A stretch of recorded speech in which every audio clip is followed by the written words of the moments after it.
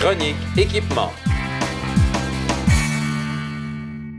Je suis en compagnie d'Alexis des boutiques Empire et aujourd'hui, Alexis, on parle casque parce que l'année passée, en fait, il y a une nouvelle loi qui est entrée en vigueur qui est la suivante. En fait, on doit porter un casque dans les parcs à neige, mais on n'a plus les casques d'antan.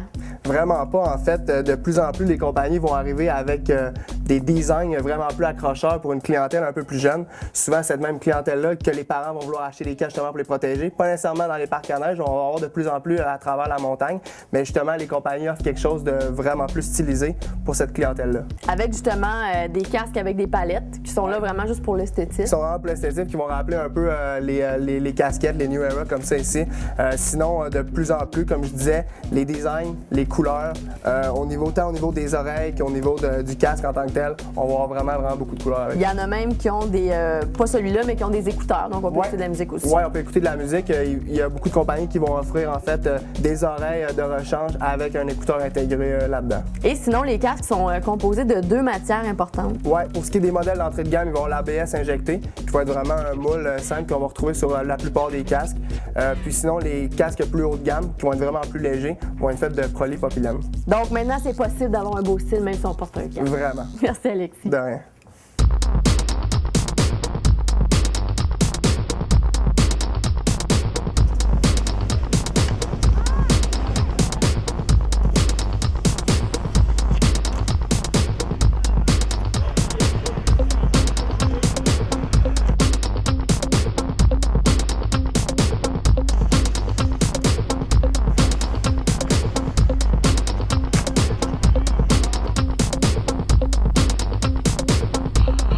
Miguel, je te rencontre sur le bord de la pente avec tes bottes de snowboard, mais pas de snowboard. Qu'est-ce que tu fais?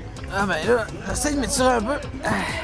C'est pas évident en début de saison, hein, de même? Une première journée comme aujourd'hui, là, ça raque un homme, mais c'est ça, j'ai fait mes 2 runs jugés déjà. Puis là, je relaxe parce que là, demain, je vais être raqué en maudit, moi. T'es pour un vieux comme toi? Ben là, tu sais, je laisse toute la flexibilité à ma fille, puis moi, je prends le tendu, tu sais. OK, c'est bon. Donc, pour une première journée, j'imagine ta première compétition de la saison? Première compétition de la saison, première journée de snowboard. Puis là, je suis en train de me demander, je ride-tu rigolo, goofy? Qu'est-ce que je fais cette année? Parce que les jeunes sont tellement bons que, dans le fond, il faudrait que je m'améliore personnellement, donc j'essaye de rider autrement. Je ne vais pas battre les petits gars, là. Puis ça, c'est des hommes sur leur snowboard.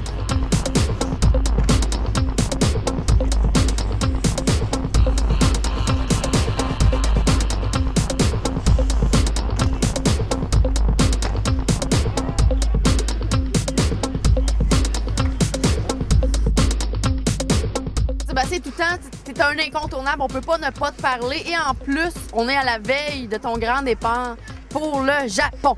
Oui, ben à vrai dire, je pars demain. Oui. Qui va être le 7. Fait que je m'en vais à Revelstoke pour le Sales Meeting de O'Neill, qui est une présentation de tout le produit de l'année prochaine à tous les reps, les représentants, en tout cas toute la compagnie. Puis le 10, on part de Revelstoke puis on s'en va à Tokyo. Je vais arriver le 11. Je vais faire la compétition qui est le Nissan X-Trail. Puis je reviens le 15 ici au Québec, je reviens pour les fêtes, puis après je pars en Europe.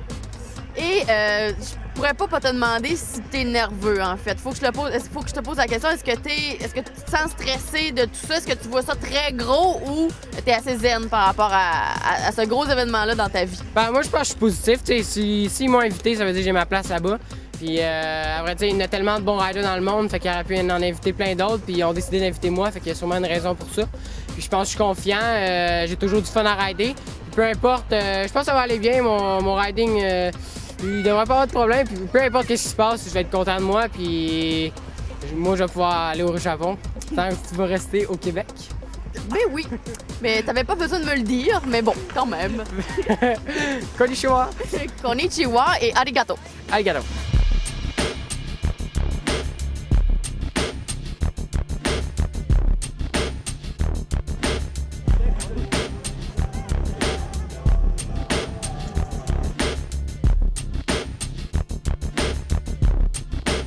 Guillaume, t'aimes pas ton riding aujourd'hui. Pourquoi? Qu'est-ce qui se passe? Ouais, des journées ça va moins bien, des journées ça va mieux. Non, ça va pas si mal, j'exagère un peu. Là. C'est juste que je commence à être fatigué peut-être. Mais non, j'ai fait une couple de bonnes runs tout à l'heure. Ça va pas si mal pour eux. J'exagère un peu. Bon. Je me plains. C'est maudit chialu. Puis comment tu trouves le setup? Le setup est cool. C'est nice qu'il ait fait ça. C'est un petit peu plus je dirais pas easy, mais un petit peu moins seté haut, tu sais, comme la mode est à faire des setups street vraiment seté technique, puis ça fait que souvent que le show est un petit peu moins bon, les trucs sont un petit peu moins gros à cause que c'est plus technique. Ouais. Et on a mis ça un petit peu plus facile, puis ça fait que le spectacle est là. On a vu des trucs vraiment incroyables. Le monde au début chialait un petit peu, mais moi j'ai vu des affaires vraiment cool qu'on n'aurait pas vu sur d'autres setups, fait que ça c'est une bonne chose, je pense, pour le show. Parce que quoi? Parce que les box sont plus faciles. Les gens me disaient tantôt que ça descend un petit peu le niveau de riding. Ben non, c'est au contraire. Moi, Ok, je pense que ça augmente le niveau de riding quand c'est un petit Opinion peu plus différente, facile. j'aime ça, j'aime ça. Ah ouais, quand c'est plus facile, les trucs sont plus gros, c'est certain. Là.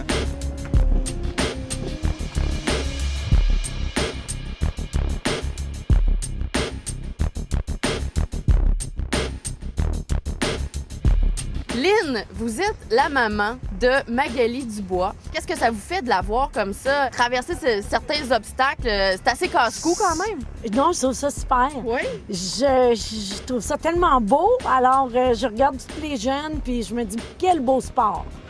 Alors, j'aurais dû venir avant. Je regrette de ne pas être venue avant. Bien, ça prend une première fois à tout. Exact. Et parlez-nous un petit peu des débuts de Magali. Comment elle a commencé à faire de la planche? En fait, elle faisait du ski alpin. Elle faisait de la compétition en ski alpin. Puis elle est très brillante. Elle s'est vite aperçue qu'elle n'était pas la première. Et comme elle a commencé un petit peu plus tard à faire du ski alpin, bien, elle n'était pas dans les meilleurs. Fait qu'elle a décidé de changer de sport. Puis, comme l'été, elle faisait beaucoup de wakeboard, ça a été facile pour elle. Et puis, il n'y avait pas beaucoup de filles, par exemple. Alors moi, mon mari, Luc, a été organisateur d'événements majeurs à Tremblant. Puis, il essayait de dire à Dominique Langelier, des personnes, vous devriez faire quelque chose. Alors, je suis contente aujourd'hui. Il y a 16 filles aujourd'hui. Le parcours est en train de subir une cure de rajeunissement parce qu'après la pause, c'est le best trick. Ce segment d'émission vous a été présenté par O'Neill.